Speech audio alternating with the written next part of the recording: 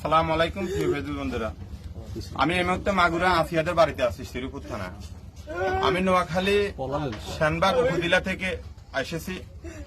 নেসারউদ্দিন ফাউন্ডেশনের পক্ষ থেকে, নেসার ভাইয়ের জার্মান প্রবাসী নেসার ভাইয়ের পক্ষ থেকে এসেছি, আর সেনবাগ উপজেলা মানুষের পক্ষ থেকে এসেছি আসিয়াদের বাড়িতে।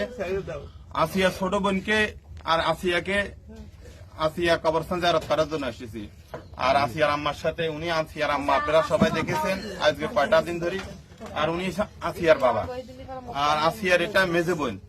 এটা ছোট বোনের উনি ওনার বড় বোনের জামাইয়ে এই বিপদটা ঘটেছে। এটা আসলে সারা পৃথিবীর মানুষের হৃদয়ে রক্তক্ষরণ হয়েছে। তার পাশাপাশি আমরা নোয়াখালীর মানুষও খুবই মর্মাহত।